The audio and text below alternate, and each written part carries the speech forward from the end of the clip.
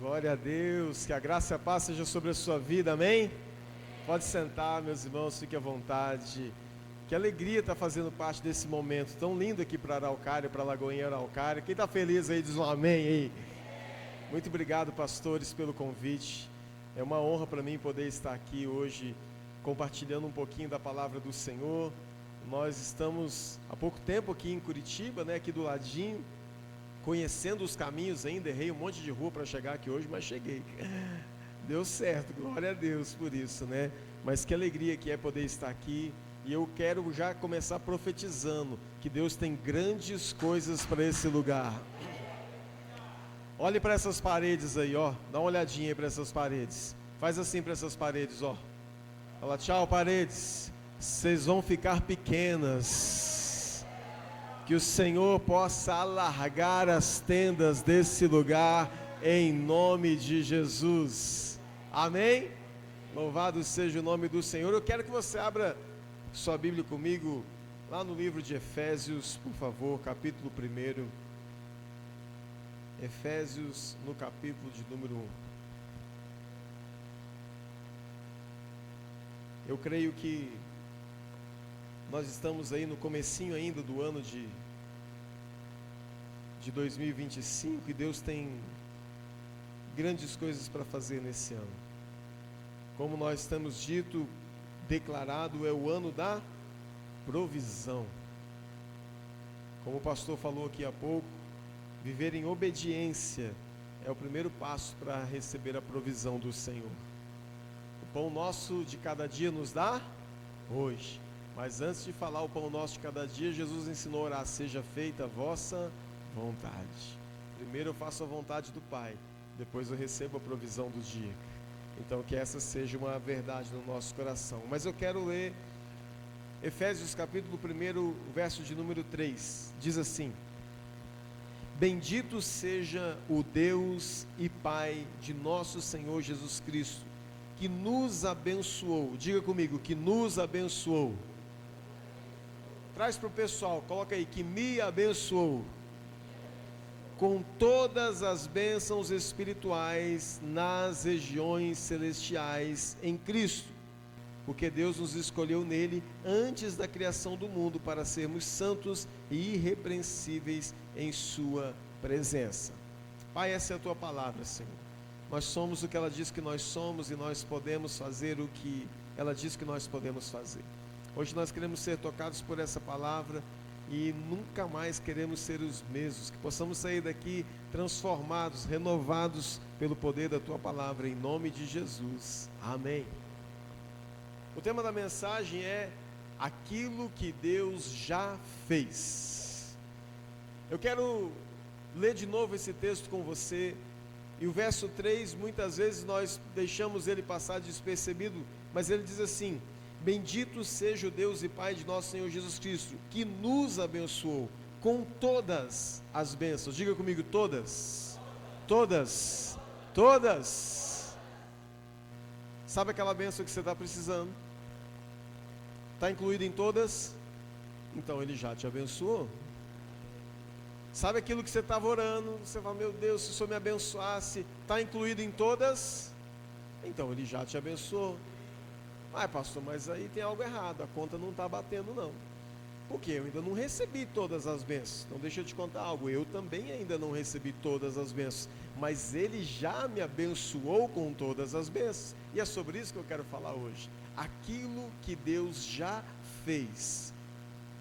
Muitas vezes nós como cristãos vamos entrando numa rotina, vamos entrando num modo meio que automático de viver, num modo meio que automático de levar a nossa vida com Cristo, e acabamos tratando com naturalidade as coisas que são sobrenaturais. Aquilo que é sobrenatural não se trata com naturalidade, se trata com o sobrenatural. As coisas de Deus são para serem entendidas pelo Espírito, aos olhos daqueles que não são e não têm o Espírito de Deus, elas parecem o quê?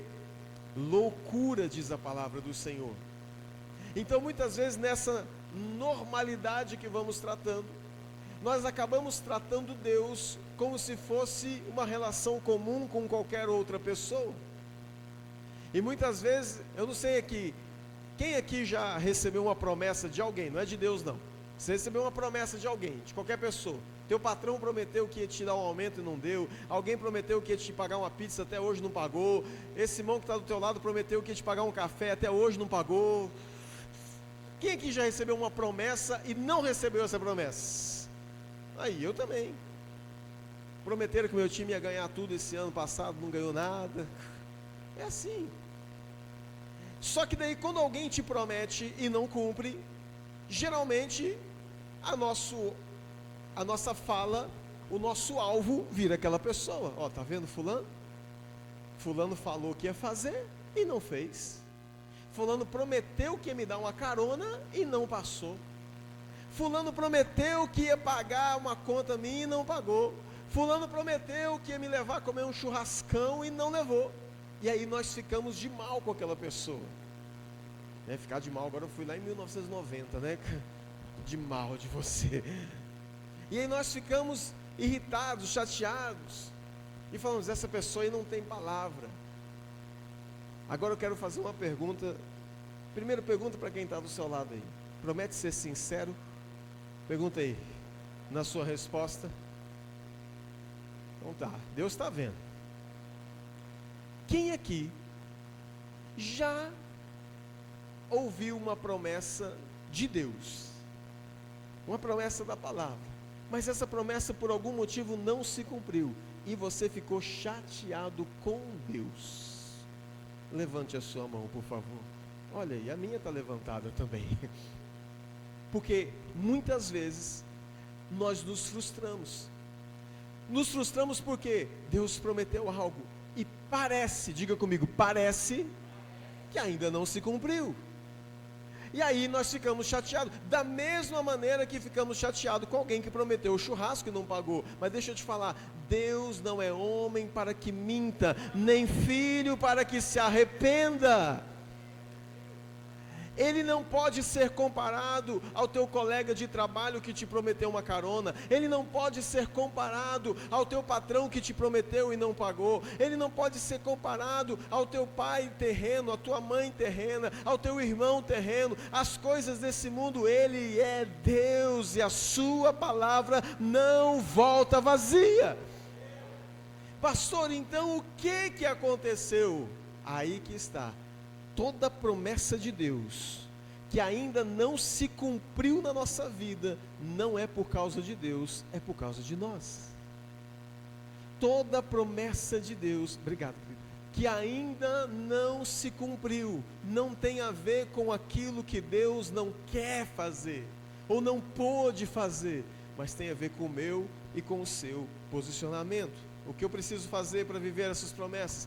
Me posicionar aonde o Senhor já disponibilizou essas promessas. Lembra que o Senhor prometeu que desceria o Espírito Santo? Quando Jesus vai subir, Ele dá uma ordem aos seus discípulos. Qual que é a ordem? Permaneçam em Jerusalém, porque vai descer o Espírito Santo. A Bíblia fala que uma multidão estava lá, só que a Bíblia dá um número. Quem lembra do número? Quantas pessoas mais ou menos? Mas será que não poderia ter umas 3.000? Umas 5.000 pessoas? Umas 10.000? O Espírito Santo desceria sobre quantos? Sobre todos aqueles que ouviram e obedeceram e se colocaram no lugar onde a promessa iria se cumprir. Quando nós ouvimos uma promessa da parte de Deus e ainda não parece que não chegou, não é Deus que está demorando, não é Deus que está atrasado, não é Deus que não sabe das coisas, somos nós que ainda não nos colocamos na posição de receber aonde ela deve estar. Pastor, eu não estou entendendo muito bem. Deixa eu te falar algo, toda promessa que Deus faz, Ele tem intenção de cumprir. Ele só espera um posicionamento da nossa parte. Então eu vou esmiuçar para ficar mais fácil.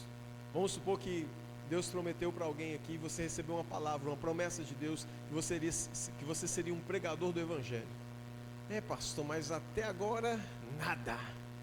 Então deixa eu te perguntar, você já foi para o Carisma? Você já está estudando a sua Bíblia?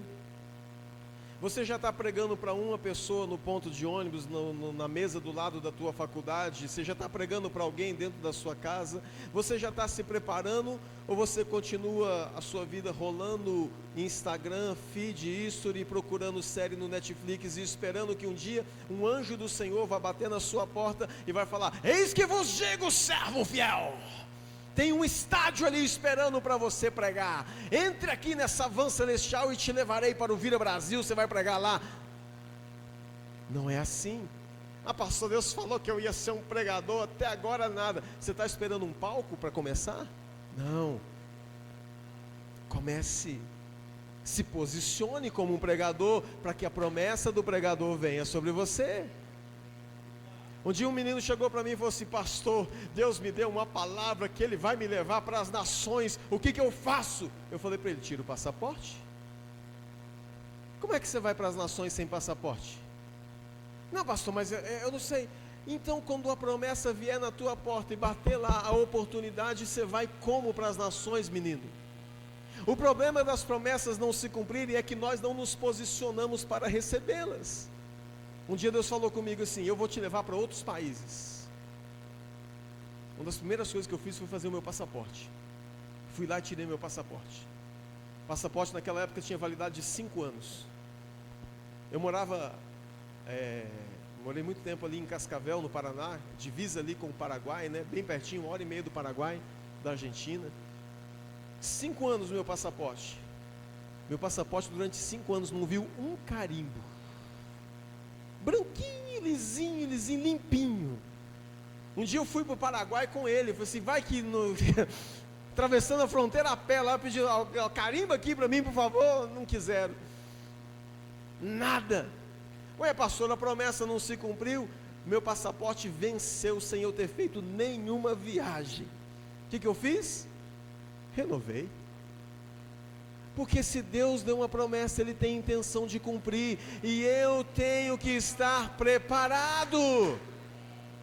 Conta-se a história de uma cidadezinha que eles estavam sofrendo com uma grande seca. Muito tempo sem chover, em uma cidade rural que precisava ali, a chuva muito importante para o desenvolvimento ali da lavoura, tudo. E um dia a igreja se reuniu e eles falaram assim: nós vamos orar no monte, e nós vamos clamar por chuva, e nós vamos clamar a Deus, e vamos cantar faz chover, e Deus vai mandar. E começaram todo mundo indo. De repente um menino subindo com um guarda-chuva. Aí, o que você está levando esse guarda-chuva? Ué, nós não vamos clamar por chuva? Eu já estou preparado. O menininho era o único que estava com fé no meio daquele povo lá. Deus falou, pastor, que eu vou ser um empresário. Que bênção, Deus te deu essa promessa? Então comece a ser o melhor funcionário que você pode ser. E se prepare para tal. Comece a participar do CRI, comece a se envolver. Mas tem gente que racha. Teve um dia que um menino chegou para mim depois de um culto: pastor, o senhor pode orar por mim? Posso? Disse: o que foi? Se estou precisando de um emprego. Pastor, está difícil as coisas. Eu falei: claro. E aí eu sempre pergunto isso: que área que você está trabalhando? Pastor, o que aparecer. Não, tá bom, às vezes é isso. Eu falei assim: mas você já deixou o seu currículo onde? Eu disse: não deixei currículo não. Tá, mas você foi na agência do trabalhador lá, fez seu cadastro lá, foi lá ver as... Não fui não. Mas você está conversando com alguém e tudo? Eu falei assim: não, pastor, eu estou orando. Eu falei: irmão, deixa eu te falar um negócio aqui, eu não vou orar por você não. Porque não adianta eu pedir: Deus, cumpra a sua promessa na vida dele, se ele não se posiciona para receber a bênção do Senhor. Deus, pastor, Deus deu uma promessa que eu vou passar num concurso público. Que bênção, você está estudando? Não, eu tenho uma palavra. Então quando você chegar lá na CESP para marcar certo ou errado, fala para o CESP: Deus, me dá uma palavra aqui, é certo ou errado? Não, estuda. Porque nós muitas vezes colocamos a culpa em Deus por aquilo que éramos nós quem deveríamos ter feito. Entenda algo: Deus, Ele faz e Ele move o que é sobrenatural. Amém? Quando Deus chega lá para Lázaro, o que as irmãs de Lázaro falaram? O senhor atrasou. O moço está morto já faz 3 dias, já está fedendo. E aí Deus fala assim: fica tranquilo, a glória de Deus vai se manifestar aqui. E ele dá uma ordem: Lázaro, vem para... Deixa eu te fazer uma pergunta: ressuscitar mortos é algo natural ou sobrenatural? Quem faz o sobrenatural? Só Ele. Mas Deus fala para o pessoal o quê? Tira a pedra. Peraí, dá uma pausa aí. Pausa a cena. Um Deus que pode ressuscitar um morto não pode fazer um sinal com a mão e a pedra se mover, sendo que esse Deus falou que se você disser um monte, mova-se, lança-te ao mar, o monte vai mover? Por que Deus não fez assim, ó, igual os Vingadores, dá um estalo de dedo assim, ó, e a pedra saiu do caminho? Porque ressuscitar morto é só Ele que pode fazer. Empurrar uma pedra nós podemos. Muitas vezes nós estamos querendo que Deus ressuscite os mortos da nossa vida, mas não estamos nos esforçando para empurrar as pedras que estão na frente. Vamos ler o texto de novo. Bendito seja o Deus e Pai de nosso Senhor Jesus Cristo, que já nos abençoou com todas as bênçãos espirituais, mas essas bênçãos estão nas regiões celestiais, em Cristo Jesus. Para de reclamar e comece a se posicionar para viver um 2025 diferente, em nome de Jesus.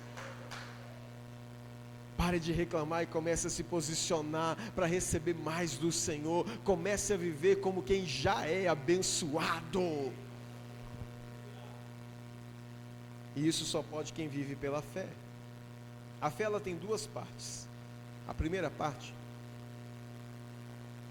é a convicção da existência de Deus. Não tem quem me convença que Deus não existe. Não tem quem consiga me convencer que não há um Deus. Um dia um moço, um barbeiro, estava ali cortando o cabelo, fazendo a barba do seu cliente. E ele muito ateu. E o cliente que ele estava atendendo, um cristão. E eles começaram a falar sobre Deus, sobre a existência de Deus. E ele falou assim: Deus não existe, o barbeiro falando. Porque se Deus existisse, não tinha gente passando fome no mundo. Se Deus existisse, não haveria violência. Se Deus existisse, não haveria as coisas ruins. E o moço naquela hora ficou meio sem saber o que falar. Aí ele sai do barbeiro, paga a conta, tudo.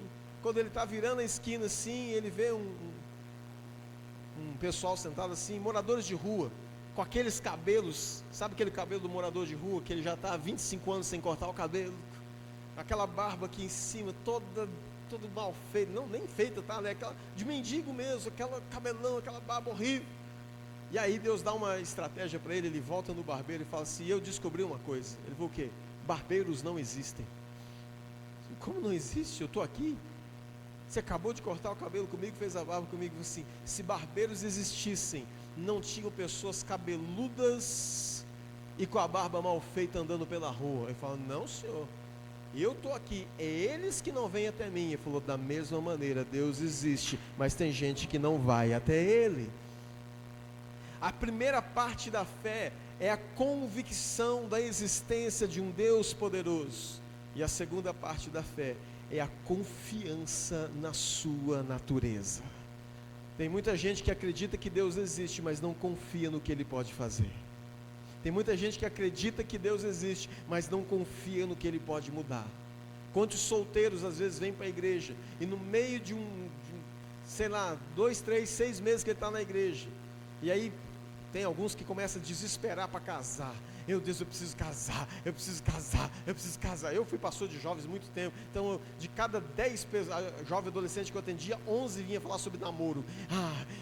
E não sei o que, e minha metade, e cadê minha metade? Eu nem sabia que você tinha sido cortado no meio, infeliz.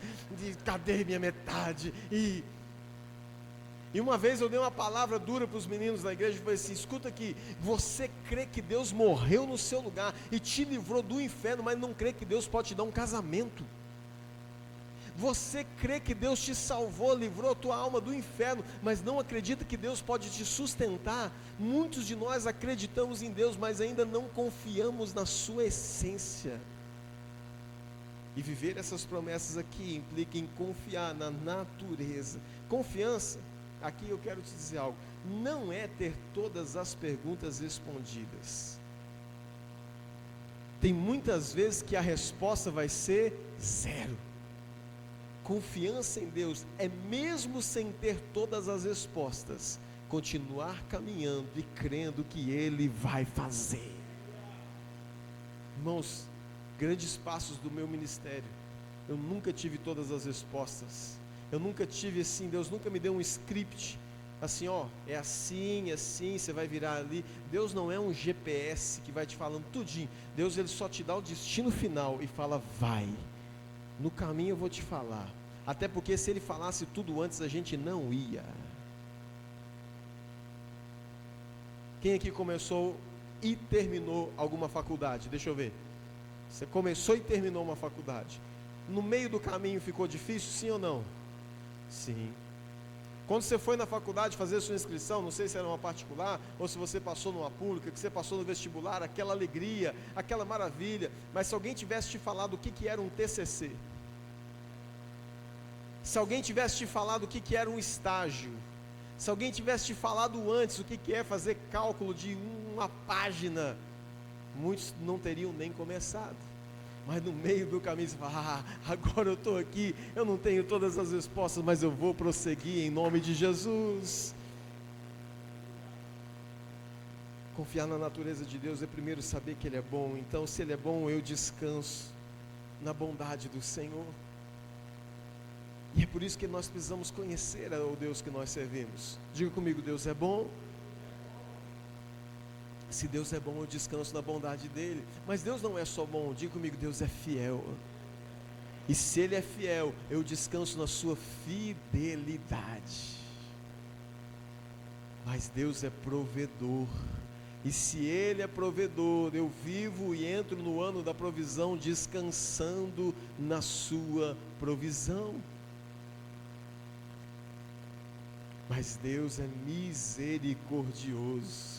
E se Ele é misericordioso, eu descanso, porque eu sei que amanhã de manhã a misericórdia dEle já vai ter se renovado mais uma vez, e eu não vou ser consumido, graças à misericórdia, à graça maravilhosa do Senhor. Tem alguém vivo aqui para dizer amém? Muitos de nós vivemos como diz lá em Oséias capítulo 4, verso de número 6, o meu povo sofre porque lhe falta o conhecimento. Nós estamos salvos, estamos com Deus, mas vivemos de forma medíocre nessa terra, por não conhecer o Deus que nós servimos. É como você pegar um smartphone como esse. Sabe para que eu uso esse telefone? Para olhar o WhatsApp, acessar e pagar minhas contas de banco, e botar GPS. Esse telefone aqui deve ter umas 5.000 funções que eu não uso. Eu sou ruim de iPhone, de telefone. Ah, pastor, por que o senhor não usa a agenda, não sei o quê? Porque eu não dou conta. Eu gosto de anotar no papel e na caneta, olha só. Por que o senhor não usa um aplicativo Topper Power que faz isso? Você, não. Por que o senhor não põe? Esse telefone aqui, para mim, me serviria aquele Nokiazinho de flipzinho assim, antigo. Se o povo ligasse hoje em dia, seria mais legal. Então, para mim, não adianta ter um iPhone 16 Power Plus Top, porque eu não vou usar. Esse aqui eu acho que é o 10, 11, sei lá. Daqui uns dias nem funciona mais, que vai lançando.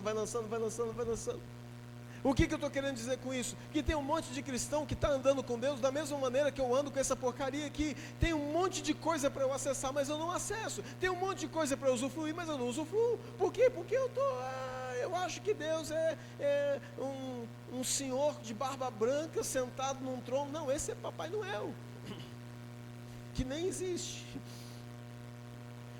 Deus, Ele quer estar contigo todos os dias da sua vida, e se você permitir Ele entrar em cada detalhe, em cada hora, em cada momento, em cada circunstância da sua vida, você vai começar a provar de coisas sobrenaturais. Eu preciso conhecer ao Deus. Por isso tem certos crentes que são salvos, mas vivem de forma muito medíocre. Olha o que diz a segunda carta de Paulo aos Coríntios, se você quiser abrir comigo, segunda carta de Paulo aos Coríntios, capítulo 1, verso 20.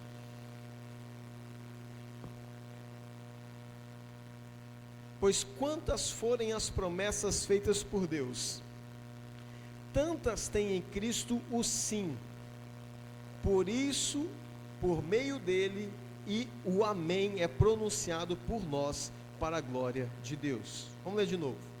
Pois quantas forem as promessas feitas por Deus, tantas tem em Cristo o sim. Por isso, por meio dele, o amém é pronunciado por nós. Diga comigo assim: Deus faz a promessa. Jesus garante a promessa. E eu concordo com a promessa. Diga de novo: Deus faz a promessa. Jesus garante a promessa. E eu digo amém. Eu concordo com a promessa. Porque Deus vai te levar para as nações. Amém. Eu tenho todas as respostas? Não. Lembra do passaporte? Eu renovei. E o ano passado ele foi carimbado. E esse ano vai ser de novo. E o ano que vem de novo. E assim quanto Deus permitir. Pastor, Deus me prometeu que eu vou ser um ministro de louvor para alcançar as nações com o meu dom. Você já está fazendo aula de música? Já está estudando o canto? Não, pastor, eu acho que para o Senhor a gente não. Cantar de qualquer jeito, você pode cantar, você pode adorar o Senhor de qualquer maneira, aí, no banheiro, lavando louça, dentro do carro. Aqui não. Aqui tem que ser com excelência. Deus faz a promessa. Jesus, através da sua morte e sacrifício na cruz, garante que a promessa chegue até nós. Mas nós temos que concordar com a promessa. O amém, somos nós quem falamos. O amém, somos nós quem falamos. Deus prometeu que vai salvar a tua casa e a tua família. Então já comece a tratar eles como se já fossem salvos. Porque toda promessa que Deus faz, Ele tem a intenção de cumprir. Tem gente que está com a palavra de Deus, que uma promessa para sua casa, e você chega lá na sua casa e começa a xingar todo mundo e falar que vai todo mundo para o inferno. Não, você diz amém, vai todo mundo para o céu, vai estar todo mundo comigo sentado aqui na Lagoinha Araucária, em nome de Jesus. Eu creio na promessa do Senhor para a minha vida. Eu só concordo. Deus faz o mais difícil, Ele deixa o mais fácil para nós. Deus, Ele garante, Jesus, Ele garante, Deus faz, e nós só temos que dizer amém. Dizer amém significa estar disposto a obedecer. O pastor disse que ontem foi falado aqui sobre obediência. Eu falei alguns dias atrás lá na Lagoinha Curitiba, não tem como viver provisão sem antes viver em obediência. Um dia Deus deu uma promessa, Deus deu uma palavra para a minha vida, sobre o meu ministério, e eu disse amém. Mas sabe o que significou eu dizer amém? Significou pegar a minha esposa, os meus filhos pequenos, colocar dentro de um carro, ir para uma outra cidade, para um outro estado, para onde Deus estava me mandando, sem um salário, sem uma renda, sem nada, simplesmente para obedecer ao Senhor e falar: Senhor, o Senhor prometeu, eu estou aqui porque eu creio que o Senhor é fiel para cumprir. Muitos de nós não estamos vivendo as promessas de Deus porque não estamos tendo coragem de acessar aquilo que Deus já nos falou. Eu vou repetir o texto: Deus já nos abençoou. Posso te dizer algo? Esse ano, nós estamos em janeiro ainda, fevereiro, março, abril, maio, junho, até dezembro, todas as bênçãos que você precisa, Deus já disponibilizou na região celestial. Não tem nenhuma que Ele segurou. Está lá. Pastor, mas não está aqui, está lá. Exatamente. Então eu tenho que acessar lá. Então quem sabe eu tenho que deixar um pouquinho de lado o meu celular e dobrar mais o meu joelho. Então quem sabe eu tenho que deixar um pouquinho mais de lado Big Brother e abrir mais a minha Bíblia. Então quem sabe eu tenho que deixar um pouquinho mais de ficar cuidando da vida dos outros e cuidar da minha. Deus promete, Deus sustenta, Deus cumpre. Mas às vezes é preciso paciência, esperança. Lá em Romanos, se eu não me engano, capítulo 12, no verso 12, diz assim que nós devemos ter alegria na esperança. Dá uma olhadinha para essa pessoa do seu lado, vê se ela esboça algum tipo de alegria, por favor. Não, pastor, está feia a coisa. Pois é. Sabe por quê? Porque nem todas as promessas vão se cumprir em 2025.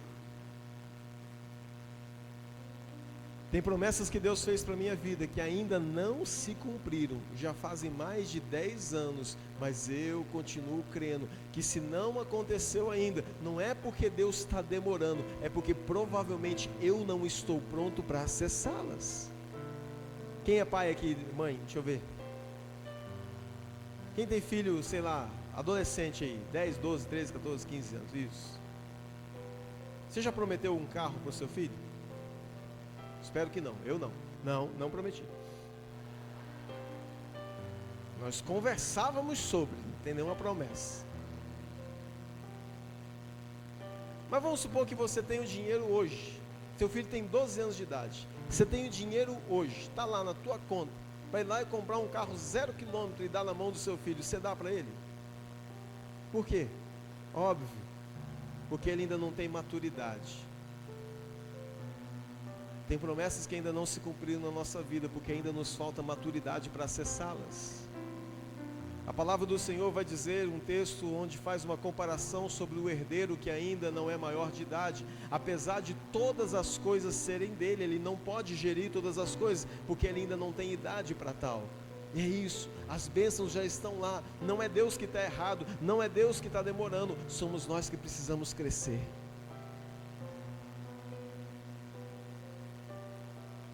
Já viu aquele, não sei se alguém aqui já fez carisma ou não, mas o nosso saudoso Drummond tem um livro, né, escrito por ele, se eu não me engano, coescrito pelo pastor Léo Capochim, escrito: mantenha fora do alcance das crianças. Tem coisa que não é para quem tem que crescer primeiro. Irmãos, a igreja de Cristo já foi muito ferida, porque foi dado autoridade para quem não tem maturidade. Quando se dá autoridade para quem não tem maturidade, se gera ferida.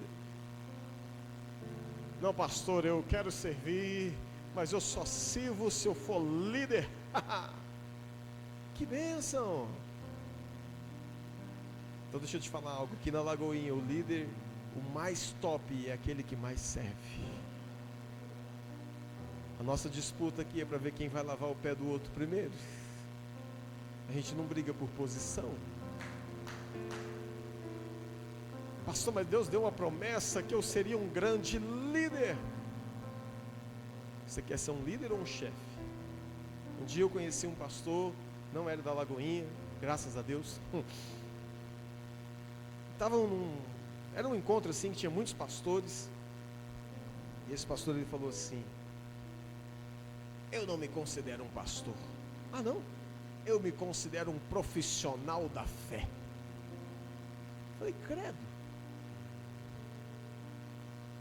Não, eu faço o meu trabalho e ponto final.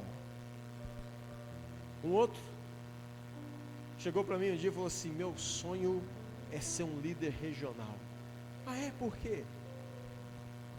Porque daí eu vou poder trocar todos os pastores de igreja. Você vai para lá, você vai para cá, você vai para lá, você vai para cá. Eu não tinha intenção. Eu estou aqui hoje pregando com maior alegria mais uma vez, com gratidão pelo convite. Eu vou falar algo aqui que vai parecer demagogia, mas não é. O meu sonho ministerial, sabe qual era? Meu sonho, de verdade, minha esposa está aqui na minha frente, não me deixa mentir. Meu sonho ministerial nunca foi ser pastor de igreja. Meu sonho era ser pastor auxiliar a vida inteira, porque não tem posição melhor do que a de um pastor auxiliar. Sabe por quê? O pastor auxiliar, ele prega, ele ora, ele atende, mas os BO é do pastor. Pastor auxiliar só... O meu sonho era ser um pastor itinerante. Eu queria ser o pastor auxiliar na minha igreja e sair o Brasil pregando. Por quê? Porque daí eu precisava de uma mensagem só e eu pregava ela o ano inteiro. Deus falou: pois eu vou te dar uma igreja, você vai ter que pregar 2, 3 vezes por semana, todo dia para o mesmo povo. Eu nunca pedi para ser pastor de igreja. Nunca saiu da minha boca essa frase: ei, dá uma oportunidade para eu ser o pastor aí. Nunca. Mas tinham promessas sobre a minha vida. Na verdade, minha esposa bem sabe, por muitas vezes eu tentei não ser. E todas as vezes que eu tentei não ser, Deus falou: fique quieta onde você está. Teve uma época que eu comecei a estudar para concurso público. Falei assim: quero ser policial. Estou nem aí. Eu estava uma época que eu estava meio nervoso. Quero dar umas pancadas em alguém. Não que a polícia faça isso. Mas era o desejo do meu coração na época. Poder dar uns gritos com alguém. Fui fazer um concurso para a Polícia Civil de Santa Catarina. Nunca tinha estudado para concurso, nunca tinha estudado matéria de direito. Comecei a estudar 40 dias antes do concurso, na hora que abriu a inscrição. Fui lá e fiz o concurso. Quando eu peguei o gabarito, comecei a olhar. Português tinha 21 questões, acertei 18. Direito constitucional, 5 questões, gabaritei. Direito penal, 5 questões, acertei 4. Processo penal, 5 questões, acertei 4. Arquivologia, nunca tinha visto isso na minha vida, 15 questões, acertei 12. Eu falei: nossa, o coração começou